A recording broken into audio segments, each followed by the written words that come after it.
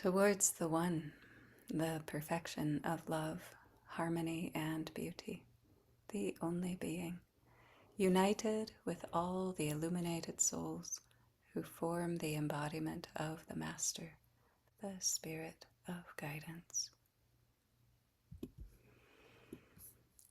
Amen.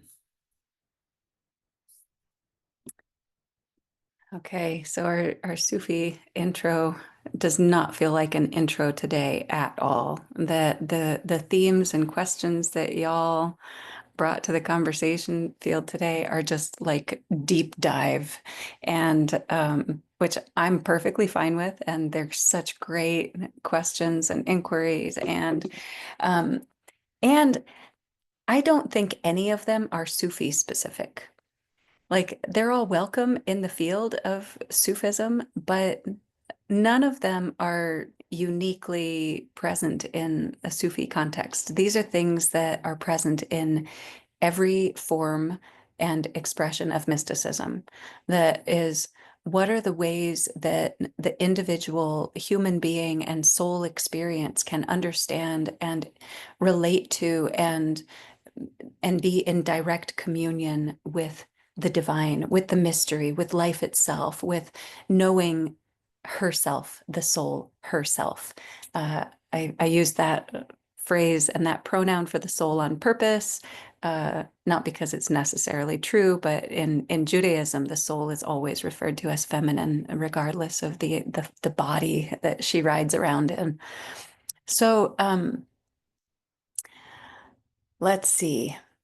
When saying prayers, if there are words like master and Lord, sometimes those words feel masculine. And sometimes that can feel limiting or inaccurate or not as meaningful and resonant and comfortable in our hearts and awareness. I'm including myself in that. That is certainly for some of you, not for all of you. Some of you are very comfortable with that language and feel like masculine associations are more useful for some of you. And for those of us that the masculine ones are not as comfortable or useful, it's important for us to understand what that is, why that is, and what we can do about it in our own unfoldment, in our own practice. I do understand that those words can feel, or we can assume them to be masculine. I do not have that assumption in myself, but it took me a long time to overcome that. And when I don't have that in myself, it's when I use the words because I know what they mean to me. If someone else uses those words, I also feel that they mean something more masculine.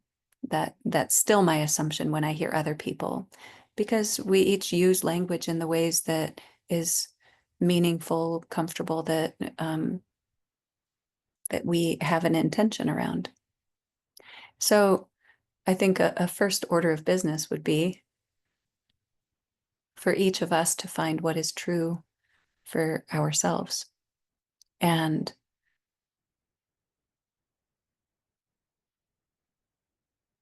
when, especially with the word master, that one feels the least gender specific to me because I know people who have mastery in a lot of different modalities, expressions, training, learning, skills that that word is applicable for everyone of every gender and has nothing to do with any physical sex.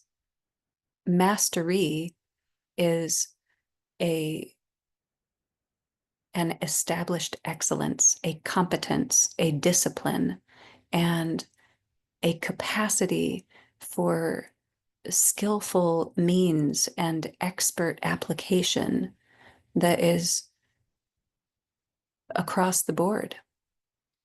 And so referring to God as master means that we acknowledge that God is a presence, a reality that is knowledgeable, wise, responsible, loving, competent, that is capable, is um,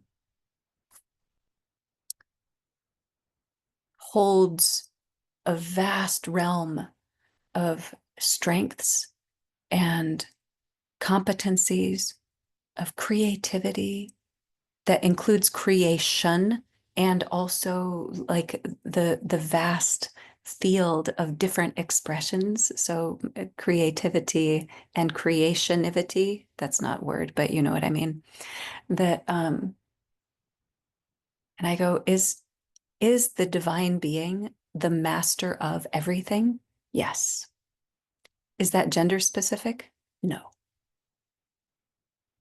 Is the divine presence the source and the sustainer, the lover, the cherisher, the wisdom body and the capacity that pervades and allows every aspect of existence to blossom forth into what it is meant to be? Is that a masterful presence? Absolutely. Does that contain all of the knowledge and all of the all of the talent? Yes. So that's easy. That one is easy for me. The other assumptions and associations that we pile onto that language, I think this is just my bad opinion about it, my snarky, disrespectful opinion about it. I have a snarky, disrespectful opinion about it. I think that we pile on associations that don't belong there because we want something to argue with, because we want something to resist, because we want something to fight with. We want something to push against. We want some reason to dismiss it and excuse it and shove it out the second story window. And uh, which is also understandable that we all have areas of resistance and argumentation and rebellion um, and that's okay too. But I think that's important for us to look at and to understand and hold consciously to try to untangle ourselves from those unconscious impulses where they do arise. All right. Lord is a different one. Lord is really an interpretation of an idea that shows up in so many of the world religions, and it definitely has more of a masculine um, flavor about it. Um, and um, and I look at that one more as an interpretation of prayerful language that has been used in Hinduism, Buddhism, Judaism, Christianity, and Islam. And actually, in paganism and Wicca, we talk a lot about the Lord and Lady. So I did say we, that's like my fundamental root tradition is paganism. So when we say Lord, we know that we are using a, a title and a description of a role that God plays in our lives, in our experience, in the workings of the universe. And so, Lord is actually a relatively new word that I probably shouldn't say new. I mean, like we've used the word Lord to represent God, but it doesn't actually mean God. It's like we're saying by referring to God as Lord, we're saying that God is holding and is supporting and is responsible for managing the resources and the needs and anticipating what um, how things need to be maintained in a healthy, loving way.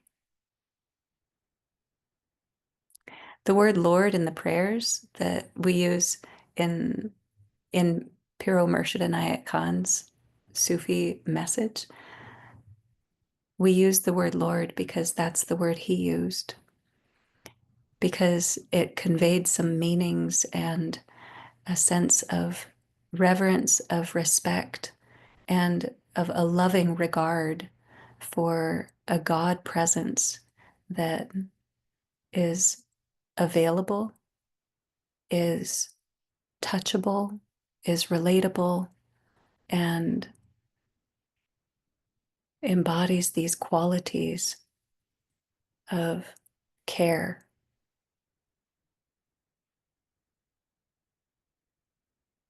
awareness, and responsibility. So that one feels to me that we're touching into the atmosphere and the heart intention that Murshid felt in placing those words in those prayers and expressing the communication with God and the acknowledgement of God in those ways, which is a completely different form of prayer from spontaneous personal prayer. In Sufism, in the Sufi message, Sufism, there are different forms of prayer. And one of them that is one of the central themes of practice is nimaz. The word is nimaz, and nimaz means formal prayer. That means that there is a system, an instruction, a set of words and actions, and a specific recipe for prayer that we follow in order to share an experience with the illuminated being that offered this form of prayer and with our brothers and sisters on the path. When we are together and we say the invocation together, we are participating in a form of prayer that allows us to pray together in the way that our respected teacher prayed and gave to us. There is a power, a beauty, an attunement, a tasawwuri, a shared atmosphere, and there is also a respect and a humility that we bring to doing that form of prayer. That goes for the invocation, Psalm, Salat, Khatum, Pir, Nabi, Rasul, the prayer for the universal. All of those prayers that Murshid described as do these things if you wish. It's not an obligation. Nothing is compulsory. But if you wish, you can participate in these particular prayers 3 times a day, and you will be participating in a community experience of prayer that is participating in the form of prayer that our beloved teacher did and entrusted to us as a generosity, as a gift. And so there's a great living vibration, energy, baraka about that. That is totally different from personal spontaneous prayer. That is each of us in our own way, in our own time, according to our own need, according to the realities of our own life experience and the ache of our hearts in any given moment. Any one of us can say, please, Mother, Father, God, beloved one, dear one, creator, powerful healer, you great essence of life mystery that is always pouring forth blessings for me. Please see me and be with me and hold me in the pain of my heart experience right now. Please come and help take care of my mother who is in pain right now, who I love so much, and I so wish for her to be free from suffering. Please come and illuminate humanity because we're a mess down here and we need some help and we need some guidance. And please, like, amplify your light so that humanity can wake up more and faster as soon as possible. And also, I really am just like, I'm so tired of my refrigerator being noisy. And please help me find a really good refrigerator that I can replace the one in my kitchen because it really needs to happen soon. It's making me crazy. Thanks, God. I'm glad you're there. I'm glad you care. I trust you. Peace out. That's a very different kind of prayer from Nimaz. It is also a necessary and important part of prayer. But when we are doing a prayer together as an attunement, as a shared experience, it is really powerful and most effective for us to participate in a form of prayer with the language, with the intention that has been happening for over 100 years in these forms, given as a tremendous generosity and inspiration from our beloved teacher, Piro Murshid Inayat Khan. In this Sufi lineage stream, that's the form of nimaz. In different communities, in different traditions, it's a different form, but it's still nimaz, formal prayer.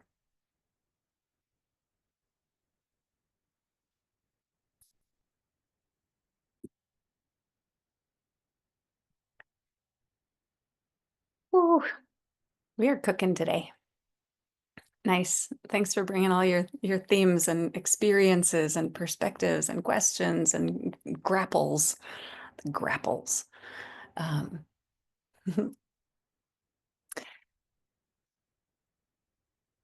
toward the one or towards the one. Same thing. It's the same thing. And the way that Murshid said it was towards with an S on the end. So I've been saying it that way for the last several years.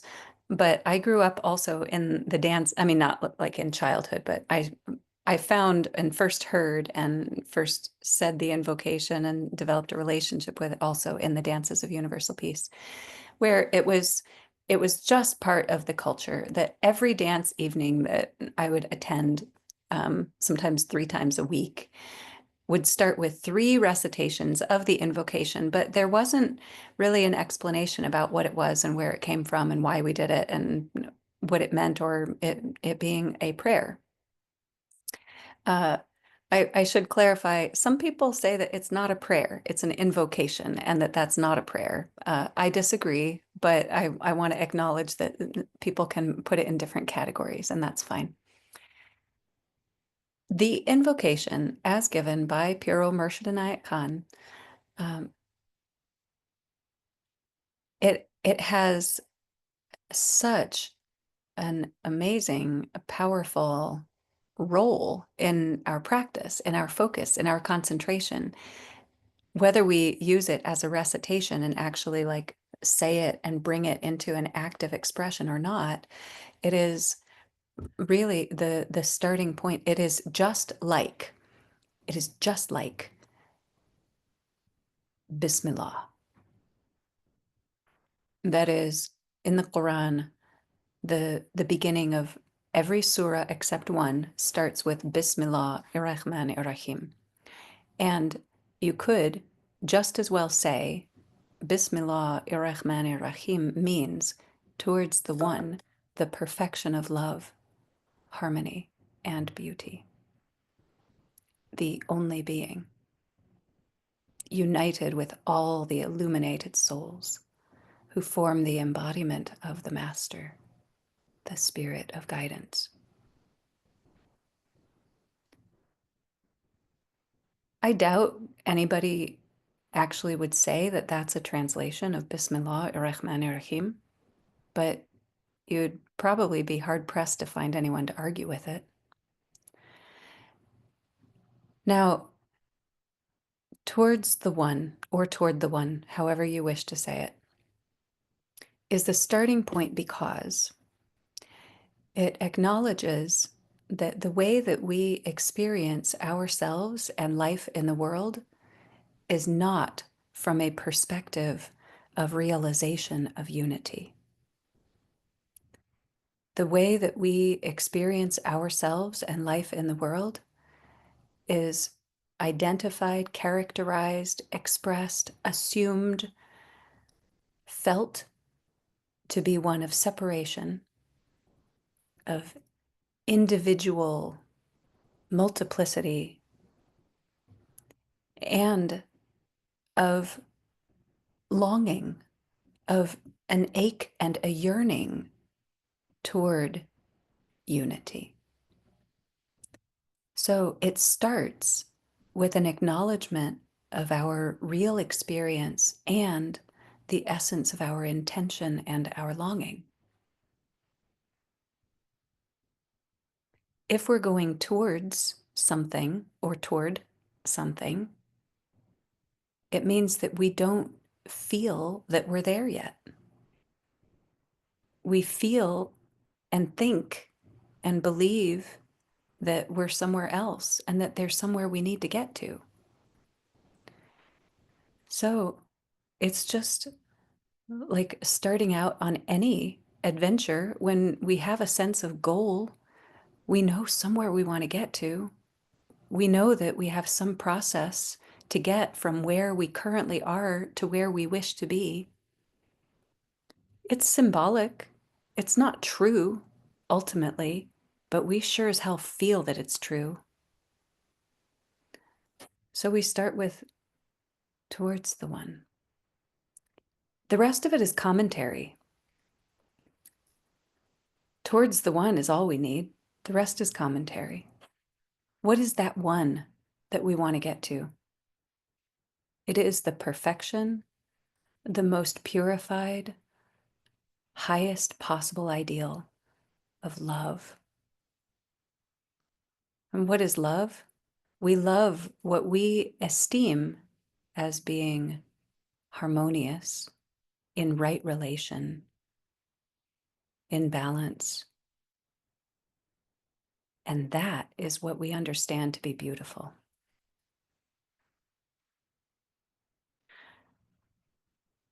I could go through the whole invocation like that, but I don't think I need to. I think you get it. That so this is the starting point. And it's also the reminder at every step of the way that this is where we place our values, our longings, and the direction that we want to be moving toward and experiencing more consistently in every moment of our lives.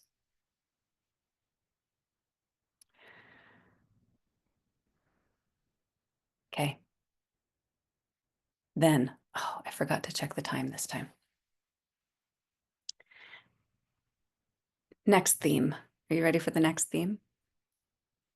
Is everybody's favorite word, anthropomorphizing God.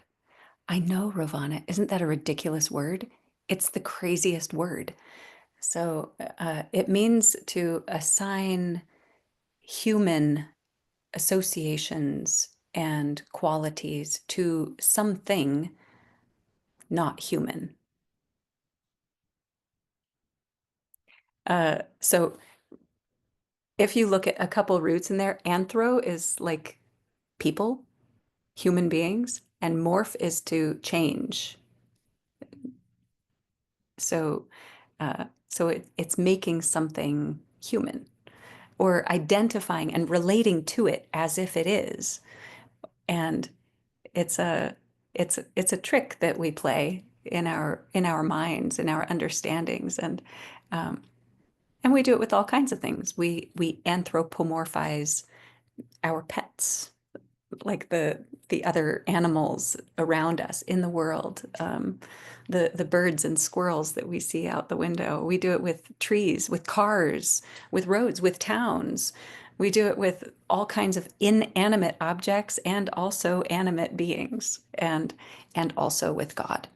Okay, so what are we supposed to do with our tendency to anthropomorphize God, to make it a person? I feel like um, the way that this theme was introduced into our conversation today was, how can I stop doing that?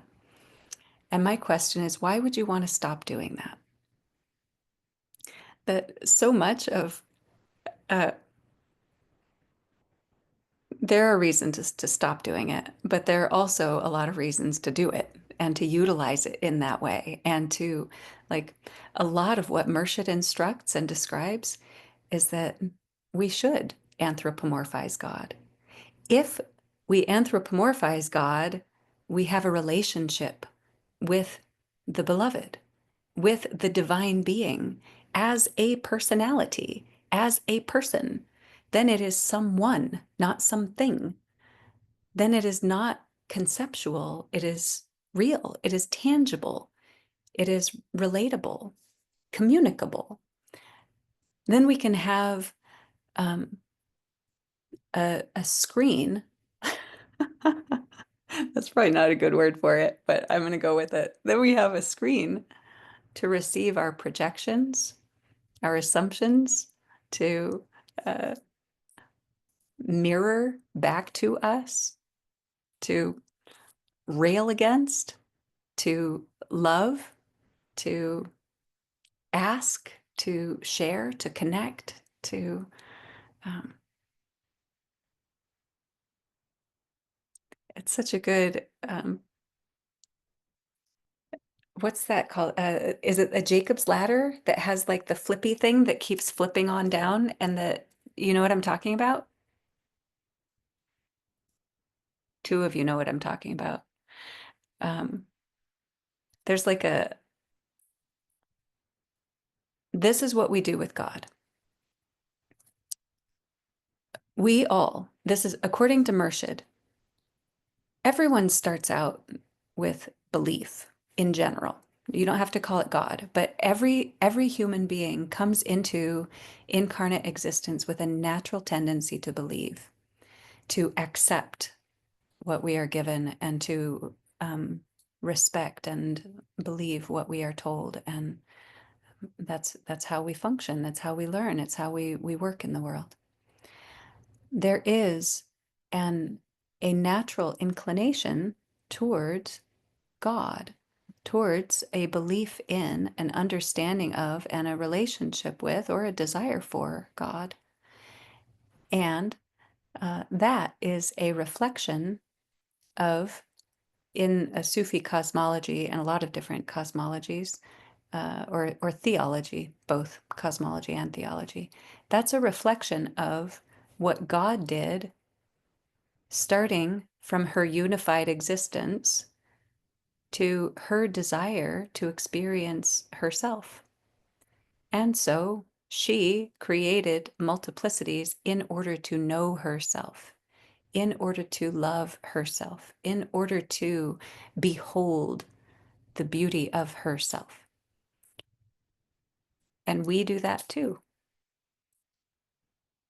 And then we go, oh, wait, I've made a God that is somehow separate, separate from me, separate from the world, separate from whatever concepts or perspectives. And then we go, that's not the God I need anymore. What's the God I need now? I need a God that is all pervading, that is not separate from. So then we start, either through practices or just through adjusting our own perspective and intention, then we start trying to experience and to relate to and perceive God as the all pervading, included in, infused, woven through, inextricable from ourselves and everything in existence. And then we We have some period of time, some experience with that, and then we go, but wait a minute. I want to be able to like place an image, an idea of God on an altar that I can love and adore. So then we bundle all that back up into an individuated, anthropomorphized God. And we keep bouncing.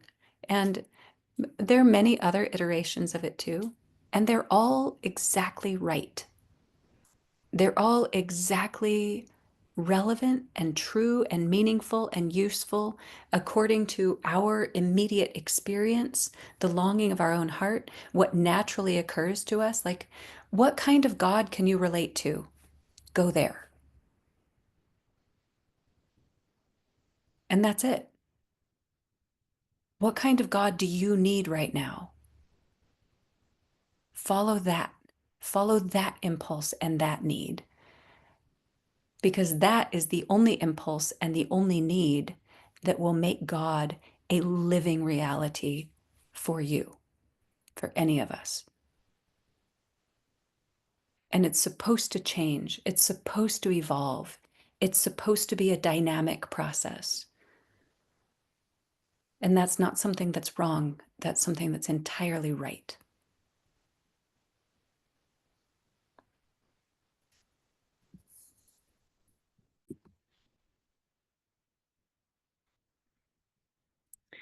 Because there's such a list of things and experiences and longings and resistance and preferences and aversions and so many things.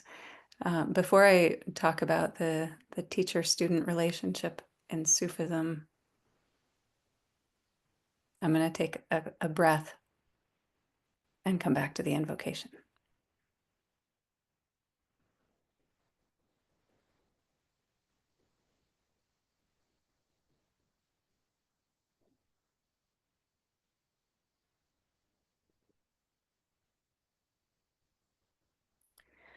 Towards the One, the perfection of love, harmony, and beauty, the only being,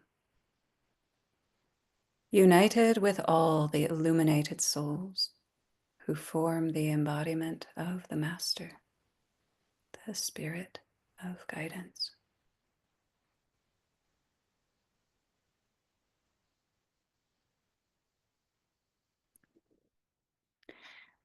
The invocation is the summary of the role and the need for a teacher. And Murshid was very clear that there is only one teacher, and that is God. There is only one teacher, and that is God. At the same time, it is essential in the Sufi tradition, in the Sufi path, in Sufi tarikats, that is the schools of Sufism, the culture and the training and the spiritual development is only possible with the assistance, with the guidance, the instruction, and the relationship with a living human teacher. Why is that? Because we are living human beings fumbling around in life as human beings, completely tangled up in our conditioning, in our experiences, in our preferences and aversions, in our longings, in our resistance, in our pains, in our assumptions, in the workings of our minds that we can only see as clearly as the lens before our eyes that has been shaped and developed and so carefully cultivated with lots and lots of layers of meaning, assumption, experience, associations, identifications. And while all of those things are useful to some extent in some contexts, none of them are the ultimate reality. And we are not capable of clearing and cleaning that lens by ourselves because we don't even know that the lens is there. We do not even know it's there. We need help. We need some objectivity. We need some wisdom perspectives. We need the companionship and the reflections. We need the sounding board. We need the accountability. We need the human relationships to help us see ourselves and also to motivate us to move beyond our assumptions and identifications and clingings. That is not to say that there are not ways and forms and systems and trainings that work independent of a teacher. There are. There are plenty. And I'm I have all confidence that there are many that are very effective without a teacher-student relationship. Sufism is not one of them.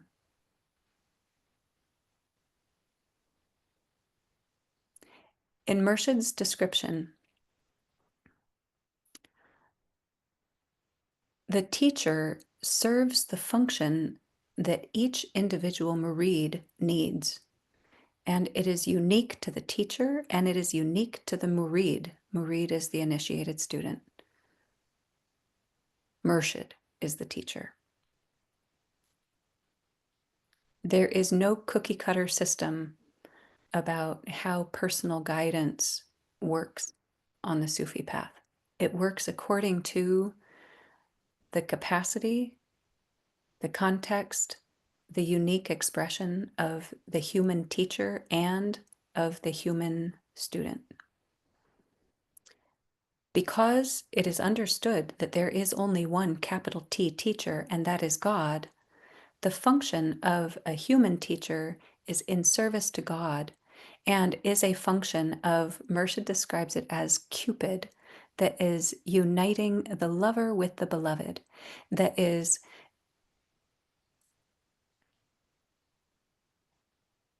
helping to guide, to invite, to develop the murid, the student's relationship with God.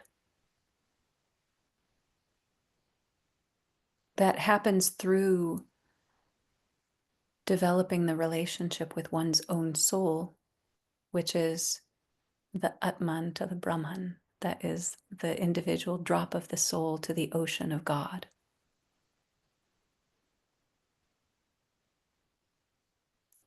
Murshid also said that the teacher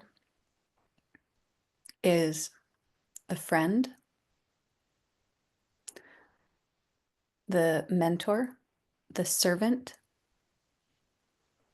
that the teacher meets the murid as the murid needs to be met and fills the role that the murid needs filled. So it's very different for each relationship.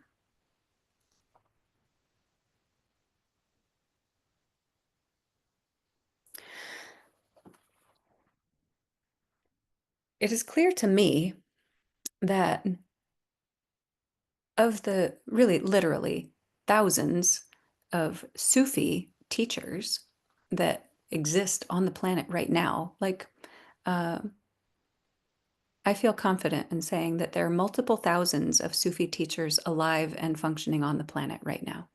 Every one of them functions in a unique way, and there are no two that are alike. And of the hundreds of thousands of murids, hundreds of thousands of students, there are no two that are alike. Every student is drawn to the qualities of the teacher that the student is willing to receive instruction from. So some students need teachers that will be very gentle and very accommodating and very soft and sweet and very encouraging and very have everything feel comfortable and safe and gentle all the time.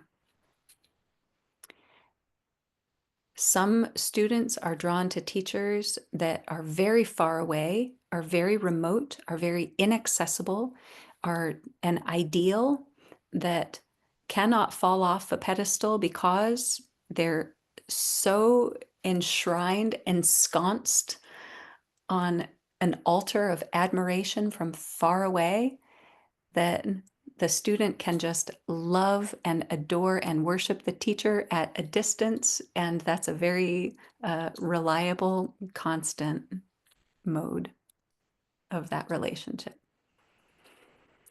There are others. Murshid Sam, who was a student, a disciple of Inayat Khan, he had murids living with him. He had people, his students, that would be living in his home with him. And that was like super entwined, which is also a traditional, it is a common thing in some Sufi traditions where there's a kanka or a tekka that is like the home environment that is a shared community where students live with their teacher and have a daily rhythm of chores and prayers and teachings and responsibilities, and it's everyday life totally enmeshed. So there's precedent for all kinds of ways that teacher-student relationships can work.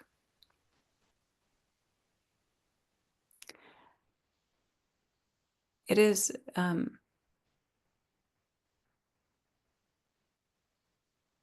for those of us who have some very specific ideas, intentions, expectations, and longings for the function and role of a teacher, it is our responsibility to have direct, honest, thorough conversations with potential teachers to find someone that can meet our needs and can agree with and resonate with our expectations and what it is that we wish for that relationship to be. I have two experiences with teachers. The first one, I had no conversations and did not clarify expectations at all. And with that first teacher, I had 15 years with her, and it was in some ways more active than normal, and in some ways less active and more remote, that we didn't live anywhere near each other. After 15 years, I cannot say that I outgrew that teacher. I can say that relationship needed to be finished and that I needed a different teacher. I don't know that it is possible to outgrow a teacher. I know that it is possible um, to advance beyond what the teacher is capable of, to know more, to have more skill, to have more capacity. And I also think that we can choose and learn and develop and have a lifetime of devoted work with a teacher, even if that teacher is not as knowledgeable, as realized, as spiritually evolved as we are, because the benefit of the relationship comes from the trust and the love and the respect and the sincere engagement of the student. There are some great Sufi stories about that, but I don't have time to get into them.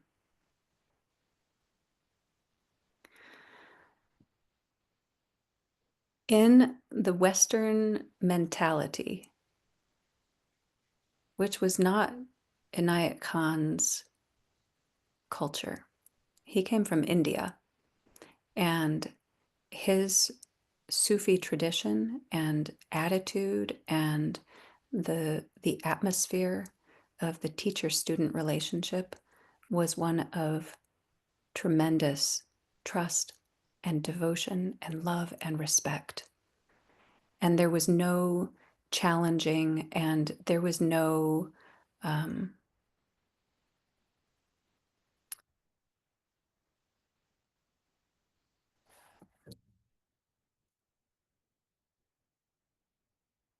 there were questions, but not doubts. And when Murshid started teaching Sufism in the West, in the United States and in Western Europe. He said he knew that the Western culture of Murids is so ego cherishing that Western Murids will accept no authority, and that it will take a lifetime on the path as a Murid to eventually, after a lifetime, a Western Murid will eventually arrive at the point where an Eastern Murid begins. Because we, in our Western mentality, are so damn prideful, because we are so arrogant, because we love our ego structures so much, and we only trust ourselves. And that's true. And I think that's sad. So if we, in our Western mentality, are going to make use of and derive any of the beauties and the blessings of the Sufi path, we need to try to find teachers that we are willing to put our confidence in, and that we are willing to try to trust and to treat with respect, and that we are willing to bring our sincerity and our efforts toward humility. Which is why, when I decided I needed a new teacher, I interviewed to a tedious extent the teachers that I thought might work for me. And I worked hard to find a teacher that I had great confidence in. And it was a lot of conversations. I had a lot of questions. And I needed every one of my questions to be answered to my satisfaction, which is further arrogance, y'all. That is not prideful. I am not proud of that. I'm just saying that that's true. And I can know that that's true and also be like, and is that ideal? No. But was it necessary for me? Yes. So we can do that. And we now, like, working and moving in and living Sufism to whatever extent we wish to, like all of us right here on this meeting wish to, we have a luxury of resources and opportunities to connect with people, communities, teachers, and to really find the things that we can feel most comfortable with and trust as much as possible. That's the best we can do with it, in my opinion.